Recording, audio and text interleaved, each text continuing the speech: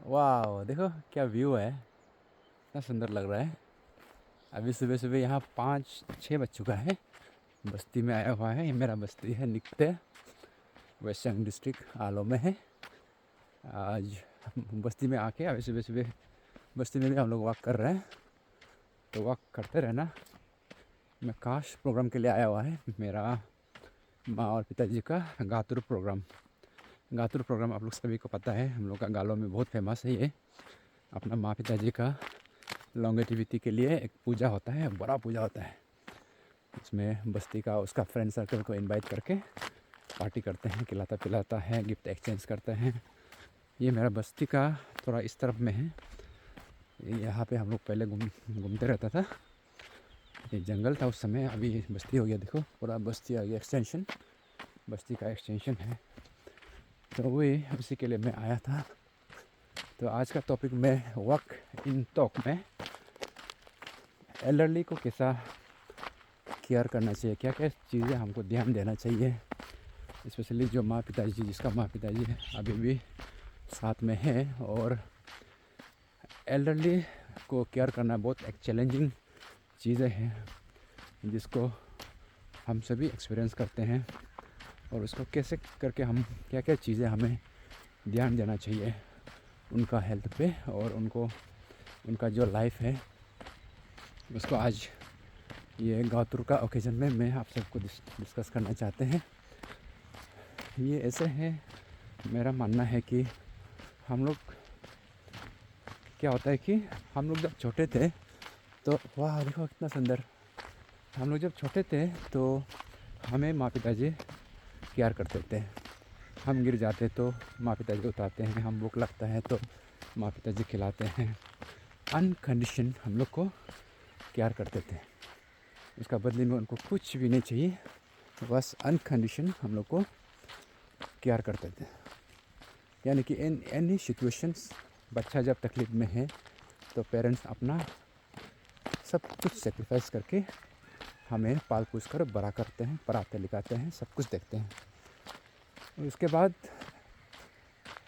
वो जब एल्डरली हो जाते हैं, वो जब सीनियर सिटीज़न हो जाते हैं बुढ़ापा में, ये रिवर्स मैकेनिज़्म होता है। ये रिवर्स मैकेनिज़्म को हम जितना भी बच्चे हैं समझना बहुत ज़रूरी है। जितना भी जो बच्चे हैं, ये रिवर्स मैकेनिज़्म होता है। इसमें रिवर्स मैकेनिज़्म मतलब उल्टा हो जाते हैं। अभी मतलब हमारा माँ पिताजी जो, हम जब बड़ा होके हम भी खुद पेरेंट्स बन जाते हैं, हमारा भी अपना बच्चे हैं, तब क्या होता है कि मेरा माँ पिताजी जो है वो बच्चा जैसा हो जाता है और हम पेरेंट्स हो जाता है, मतलब उल्टा हो जाता है। यानी कि हम पेरेंट्स को पहले वो हमें जैसे देखते थे बच्चा में, ऐसे ही हम उनको फिर देखना होता है। उसको बोलते हैं रिवर्स मैकेनिज़म्स। तो रिवर्स मैकेनिज़्म हमें आना चाहिए कि अभी मेरा टर्न है, उन्होंने जितना करना है कर चुका है, जो भी हो, लेकिन अभी वो बच्चा बन चुका है मेरा पेरेंट्स, वो बच्चा को अभी हमें केयर करना है। अनटिल व्हेन, कब तक, अनटिल उनका सांसें बंद ना हो तब तक आपको केयर करना है। इस तरफ भी देखो कितना सुंदर लग रहा है। तो वही बात कर रहा था कि रिवर्स हो जाता है, तो उसमें क्या क्या चीज़ें हमें पेरेंट्स का ऊपर क्या क्या चीज़ें ध्यान देना है एल्डरली। सबसे पहले उसका जो रहने का जगह, तो रहने का जगह जो है सेफ्टी होना चाहिए। उसमें बहुत सा एक्सीडेंट होता है, पेरेंट्स फ्रेजाइल होता है, चल नहीं पाता है, या फिर उनका रिफ्लेक्स जो है एज का साथ फास्ट नहीं होता है, तो उसमें आपका एक्सीडेंट होने का चांस बहुत है।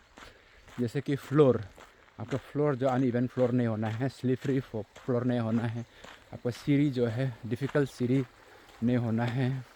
वाह देखो संतरा, बस्ती में यही मज़ा है। देखो इतना सामने में है संतरा, देखा है, अभी हम तोड़ के खा सकते हैं। तोड़ के खाने से भी कुछ नहीं बोलेगा यहाँ पे, ऐसे संतरा इतना अवेलेबल है, ऐसे खा सकते हैं खाने के लिए। तो वाह कितना सुंदर लग रहा है। तो वही बोल रहा था कि सेफ्टी मेजर्स, उसके बाद उसका जो इलेक्ट्रिकल एप्लियंस वगैरह है जहाँ पे वो रहते हैं, कि प्लग वगैरह या फिर उनका जो भी यूज़ करते हैं, मोबाइल जो भी कनेक्शंस है, लाइट, ये सब उसमें अच्छा से होना है, ताकि उसको इलेक्ट्रिकल शॉक वगैरह नहीं लगना चाहिए। उसके बाद उसका लाइटिंग जो है बहुत प्रॉपर होना चाहिए। अंधेरा रात को पेशाब करने उठ सकता है, या फिर अंधेरा में इवनिंग में उनको ठीक से दिखाई नहीं दे सकता है। तो ऐसे समय में उनका लाइटिंग जो है बहुत अच्छा होना है। जहाँ पे वो रहते हैं उसका लाइटिंग बहुत अच्छा होना है। ये सबसे इम्पोर्टेंट है, सराउंडिंग्स को सही रखना। उसके बाद सेकंड है उसका हेल्थ को देखना है। जब एल्डरली हो जाता है तो अनेक तरह से बीमार आ जाता है, जैसे डायबिटीज़, हाइपरटेंशन बहुत कॉमन है आजकल, हार्ट डिजीज़, स्ट्रोक वगैरह बहुत कॉमन होता है। तो ऐसे सिचुएशन आ सकता है उनको। उसके लिए prevention is better than cure. मैंने आगे बीच बीच में आपको उनका प्रेशर चेक करना है, उनका डायबिटीज़ चेक करना है। तो उनका जो वाइटल्स को मेडिकल स्क्रीनिंग जो है एटलीस्ट साल में आप 1 बार या 2 बार, हो सकने से जितना फ्रिक्वेंट कर सकता है करना चाहिए। वाह, देखो यहाँ भी संतरा। इसके बाद रेगुलर हेल्थ चेकअप करने के बाद आपका अनइवेंटफुल हो सकता है, मतलब इवेंटफुल मेडिकल कंडीशन हो सकता है, जैसे स्ट्रोक वगैरह, पोस्ट स्ट्रोक या पोस्ट कैंसर से कीमोथेरेपी रेडिएशन ले रहा है। तो उस समय ज़्यादा आपको एफर्ट देना होता है कि फिर उससे कैसे करके लाइफ को कितना लेवल तक आप उनको हेल्प कर सकता है। वो सिचुएशन आ सकता है, उसके लिए भी आपको तैयार होना चाहिए मेंटली। उसके बाद सबसे इम्पोर्टेंट है, नेक्स्ट पॉइंट है न्यूट्रिशन बहुत ज़रूरी है, आपका खाना पीना। एल्डरली में क्या होता है कि डाइजेशन भी बहुत पुअर होता है, डायरिया वगैरह भी बहुत फ्रिक्वेंटली होता है। बाहर से कुछ खाएगा तो इमीडिएटली उसको डायरिया वगैरह, वॉमिटिंग वगैरह हो सकता है, क्योंकि उनका जो गट मैकेनिज़्म जो है वो भी पुअर हो जाता है। इसलिए एपेटाइट भी इतना नहीं रहता है यूजुअली एल्डरली में। तो हम लोग जैसे खाता है उसको ऐसा मत सोचो, उनके लिए खाना पीना हमेशा अलग होना है। उनके लिए अलग से, ये माँ के लिए, ये पिताजी के लिए बोल के अलग से आपको प्रिपरेशन करना होता है। ये देखो यहाँ मेरा बस्ती ईगो खाता है, ये बहुत सुंदर है। तो वही खाना पीना, आपको सिर्फ आप कार्बोहाइड्रेट राइस खिलाते रहेगा ऐसा नहीं। आप जितना हो सके अपना लेवल में उनको मिक्स डाइट देना है। रेगुलर फ्रूट्स देने के लिए कोशिश करना है। इसमें कैल्शियम और विटामिन डी सप्लीमेंट बहुत ज़रूरी है, क्योंकि उनका एज होने से बोन जो है ब्रिटाइल हो जाता है, मतलब बोन हड्डी जो है वो हो जाता है, कमज़ोर हो जाता है। जिसका कारण से आपको विटामिन डी सप्लीमेंट और कैल्शियम बहुत ज़रूरी होता है। ये देखो बस्ती, वाह, देखा। तो इसमें रेगुलर आपको सप्लीमेंट देना होता है, रेगुलर उसको ध्यान देना, और खाना मिक्स देना है, वेजिटेबल्स, और जो वो पसंद करता है, मीट मच्छी जो भी हो वो देना है। लेकिन मछली देने का टाइम में ध्यान देना है, काटा ना पस सकता है काटा ना। तो इस तरह से आपका खाना पीना अलग से ध्यान देना होता है। उसके बाद नेक्स्ट पॉइंट है कि उनका इमोशनल केयर बहुत ज़रूरी है। ये बहुत इम्पोर्टेंट है। इमोशनल केयर में आपका प्रेयर, फास्टिंग हो सकता है, आपको सोशलाइज करना होता है, उनका रेपोर्ट बिल्डिंग करना पड़ता है, उनका साथ में थोड़ा सा टाइम बिताना होता है, उनको थोड़ा बाहर ले जाना होता है सोशल गैदरिंग में। जैसे हम लोग गालो है तो मोपिन शॉपिंग में उसको ले जाना होता है, सोलुंग या जो भी वो जो उसको पसंद करता है, या तो फिर क्रिश्चन है तो चर्च में, या फिर दोनी पोलो गांगू में, इस टाइप का उनका जो पसंद का जो एक्टिविटी जब वो हुआ करते थे उस ज़माने में अपना एक्टिव लाइफ में, उनका एक्सपोजर मतलब ज़रूरी है। उसको बीच बीच में एक्सपोज करना है, ताकि वो भी अपने आप को डिपेंडेंट फील ना हो। सोशलाइज उसको करना है, और जितना हो सके उसको बातें करना है, उनको इमोशनल बॉन्डिंग आप बनाने की कोशिश करना है।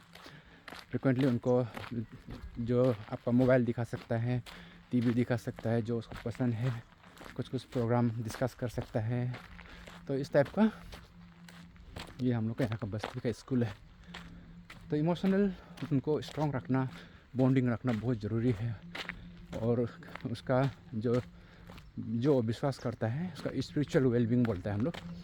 स्पिरिचुअल वेलबींग को भी ध्यान रखना बहुत ज़रूरी होता है एल्डरली में।